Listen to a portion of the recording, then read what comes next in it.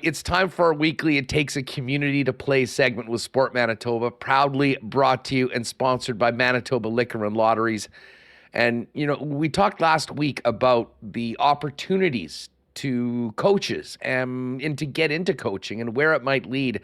And I don't think we could possibly have a better example of what is out there for coaches if they continue following the path. It is an absolute pleasure to welcome in, now in his 31st year as the swimming coach at the University of Manitoba, former Olympian athlete and Olympian coach, Vlastimil Cerny. Vlastik, what's going on? It's great to have you on Winnipeg Sports Talk. Well, thanks very much for having me, and I'm always happy to share my story and the story of coaching and my own swimming too. But the coaching piece has been huge for me. It took me around the world, and so glad to share. Well, I guess before we get into the coaching career, you, of course, emigrated to Canada at a young age and were a top swimmer and went to the Olympics. And I think a lot of coaches start off getting involved in sports that they have been performing in as an athlete. Tell us quickly about your swimming days and, of course, going to the Olympics for the first time back in '88. Yeah, so I mean, most coaches have done the sport, but there's a few that venture into a new sport that they haven't done. But I started, when I was in grade two. I was picked out by one of the coaches who approached my dad, and if I wanted to join a club, and I just was a fish in the water. I loved the water, and I loved competing. So I swam in my native Czech Republic. I competed at the European Championships, and then 1982, I left and defected to Germany, swam there for a year, and then ended up coming to Canada in 1983, where I competed for Canada, then 1988 Olympics, a number of international meets. What was the Olympic experience like, and how would it compare? Maybe we can get into that because you've seen it a number of times as a coach as well. How the Olympics are different from 1988 to when you began to your other stops, helping other athletes try and reach their dreams. Well, obviously the first one is exciting, and that's was a goal for me as an athlete. I only got there once as an athlete because of different circumstances in my life, but it was thrilling. I still remember the lighting of the flame. It was the scenario where the archer shot the arrow into the flame through the stadium. It was fantastic, and but as unfortunately as the time went on as coach, we actually have a rule that we don't go to the opening ceremonies. So we watch it on TV when we're in the village because swimming starts so early.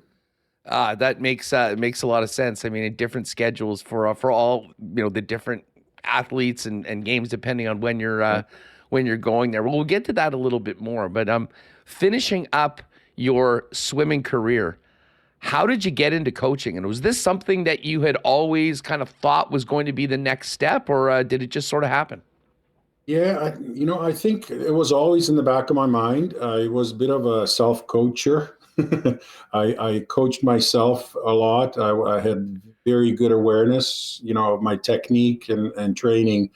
And so I think it was kind of a natural move. I tried different things, but it brought me back to coaching when I finished my competitive career. Now, getting involved in the university and being there for, 3 decades, you've had some incredible athletes, have built a program. And like in any university sport, it is cyclical.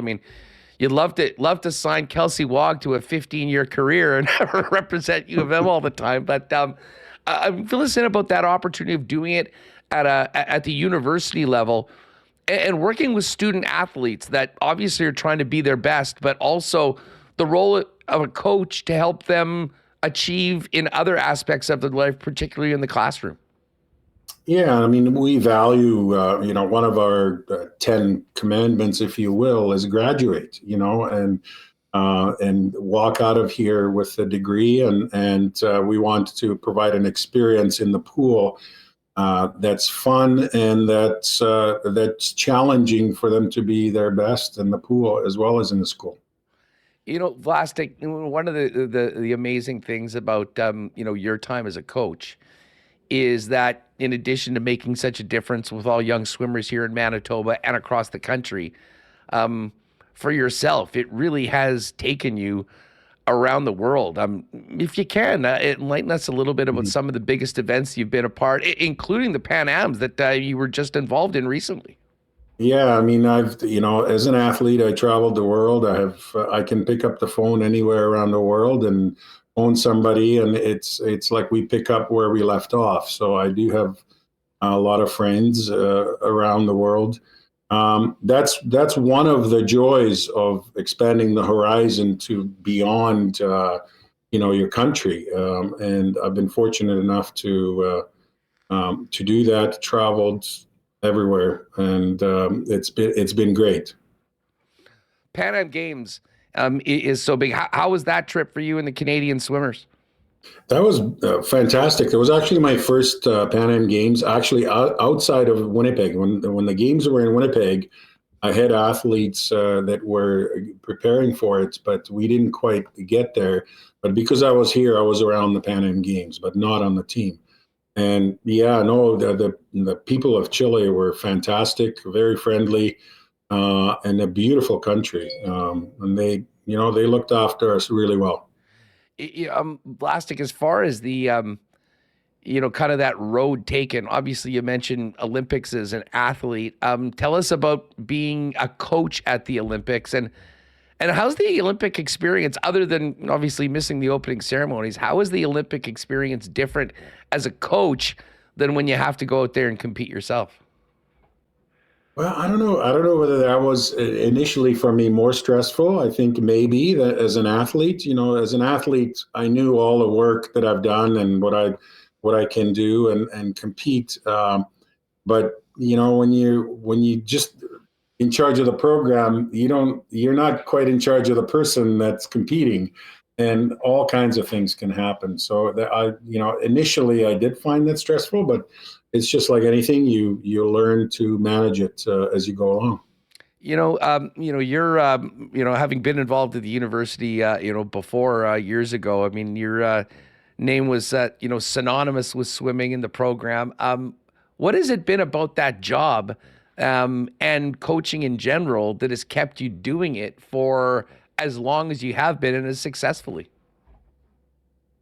I think, look, I'm a believer in constant learning and reinventing and being creative, and so that's one of the things. So when I first started at the university, I wasn't full time university. I was actually the provincial coach on a secondment agreement to the university, and then over time we started a training center where we were nationally sponsored by our organization, by Swimming Canada, and then it changed, and then we started our developmental swim club, out of which Kelsey Wog has come through, and we had some our other national team members. So I think just change, is important, and reinventing yourself. And I'm still having fun. You mentioned Kelsey Wog. Anyone that's been paying attention, even if they don't follow swimming at all, I mean, when local athletes do special things, it hits the papers. We talk about it. Um, she has now finished her varsity career with the Bisons, but still swimming with the club and under your tutelage. For folks that have heard the name but aren't familiar with Kelsey, give us a little rundown on what she's done as a Bison, as a young Canadian swimmer, and what's to come for her. So she was one of our very first swimmers when we started our developmental program, just tiny, the little girl. She was a dancer. So every year we didn't know whether she was going to continue swimming because she said, I don't know if I'll swim. She was a competitive dancer, a Highland dancer, and a very good one. And so every year she got a little bit better in swimming, a little bit better in swimming. And, we were fortunate to keep her throughout the university and work with her now beyond the university because she's training for the Paris Games. And I mean, Kelsey, and I should also mention, I mean, Michelle Lashinsky and Rhiannon That's right. Lear. Um, how rewarding is it from a coach's perspective to have such a big role in young athletes realizing their dreams and getting to the top of the mountain and competing in things like the Olympic Games? Well, I mean, it's pretty exciting and rewarding for sure because you see the smile on their face. But my first Olympics when I was selected as a coach was the 2000 in Sydney, and both Michelle and Rhiannon qualified in those for that Olympics. And the announcer in those days when he was interviewing, I think Michelle, he says, "I saw your coach jump up and down. I thought he was going to crack the foundation of the pool." So it is very rewarding. A lot of work goes into it, but when the moment comes together, it's magic. Part of this conversation we wanted to get to is, how rewarding it can be, both from a personal level as well as opportunities out there. But, if there's people watching this or listening, whether they think about the sport of swimming or other sports, I mean, what message would you have to them about getting involved? What is out there in the coaching occupation, if you will, and even starting at a volunteer level? How much that can do for someone, and what might be awaiting someone that's considering going down that path. Yeah, I mean, swimming is great. I've been fortunate to pick a sport that can provide professional opportunity, not just at university, but in the club system. But I would say, pick a sport that you love and enjoy and run with it. Persevere. It's not easy. There's ups and downs. A colleague of mine once said when I had success, he says, "Enjoy success because you never know how long it's going to last." So you do go through ups and downs, and you have to be ready and just continue to reinvent yourself almost. And Well, and that's the fun process. That's the fun. absolutely. Vlastik Cerny is with us, the 3 decades plus head coach of the U of M Bison swimming program, and a multiple time Olympian as an athlete and a coach, as well as pretty much everything else.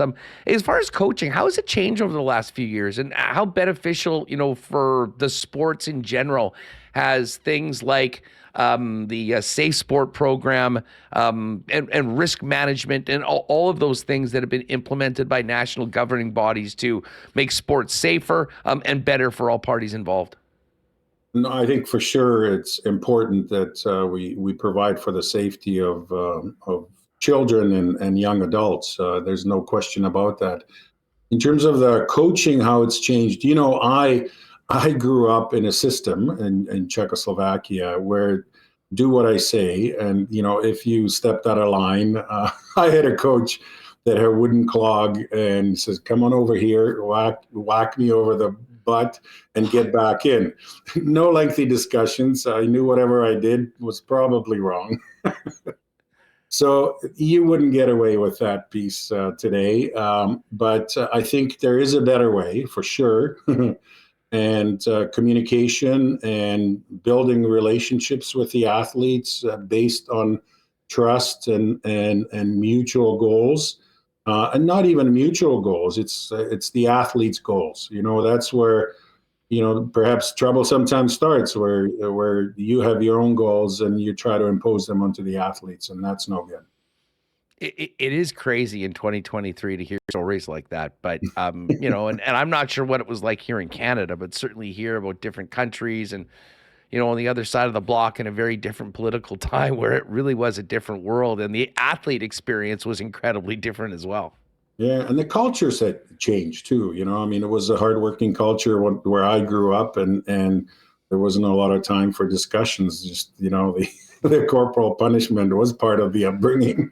It really is wild. I mean, there are so many coaching opportunities out there. And I mean, we need coaches, we need officials. These games do not happen without coaches and officials. And if you are interested in turning your passion into action and becoming a coach or an official in the sport you love, get to Sport Manitoba. As we say, it takes a community to play. And the benefits of coaching, I think far reach anything that we could talk about in this piece. But Vlastik, how much longer do you think that you want to do this? It seems to be it's always been a labor of love. You're still doing it. You got a smile on your face. Your athletes are doing really well. I mean, is this one of the, I guess that's one of the great things about being a coach. Unlike an athlete, the length of being able to be involved in the sport's heck of a lot longer than competing at a high level. Yeah, I mean, it goes on, and I'm not even thinking of retirement, and I'm close to retirement age or the official 65. But I just turned 60, and I'm not thinking it's as long as I'm having fun, as long as I feel like I'm making a difference in young people's lives, and they can have some joy out of the journey, and then I'll just keep going. Vlastik, great catching up and chatting with you. Continued success. Have a great holiday season, and congrats and best of luck to Kelsey and all your athletes moving forward into 2024.